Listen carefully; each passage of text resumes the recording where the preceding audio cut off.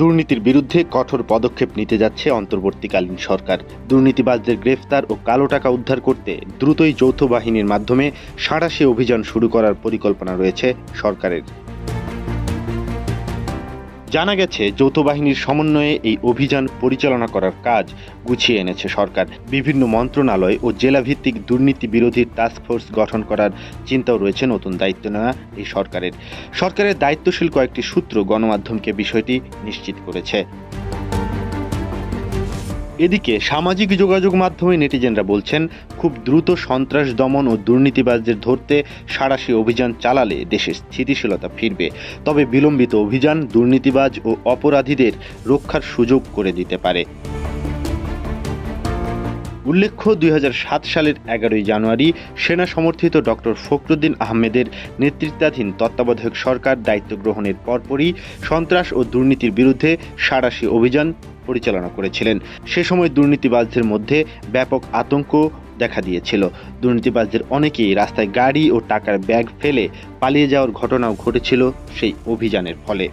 এর আগে ১৯৯৬ সালেও বিচারপতি হাবিবুর রহমানের নেতৃত্বাধীন তত্ত্বাবধায়ক সরকার এসে একই ধরনের অভিযান পরিচালনা করেছিলেন।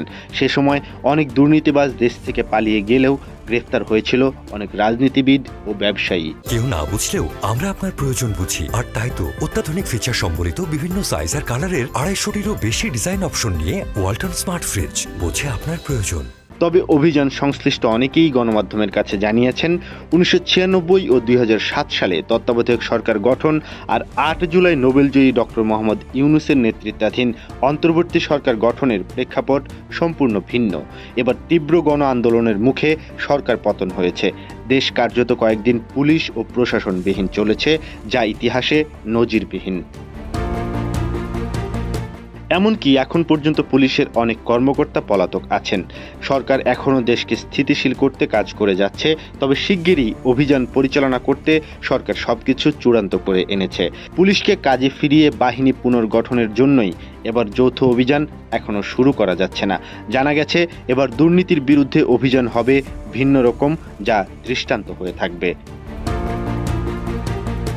সরকারের দায়িত্বশীল সূত্র থেকে জানা গেছে, টাস্কফোর্স গঠিত হবে বিভিন্ন মন্ত্রণালয়, দপ্তর, অধিদপ্তর ও জেলা ভিত্তিক। সেনাবাহিনী টাস্কফোর্সের মূল দায়িত্ব পালন করলেও তাদেরকে সহযোগিতা করবে বিজিবি, র্যাব ও পুলিশ। জানা গেছে, টাস্কফোর্সের অভিযান সংক্রান্ত কাজে যুক্ত করতে বিভিন্ন বাহিনীর সৎ ও মেধাবী অফিসারদের বাছাই করে তালিকা করার কাজও শুরু হয়ে গেছে। দুর্নীতিবাজদের সাজা নিশ্চিতের মূল দায়িত্ব থাকবে দুর্নীতি দমন কমিশন দুদকের হাতে। এজন্য দুদককে ঢেলে সাজানোর পরিকল্পনাও রয়েছে সরকারের।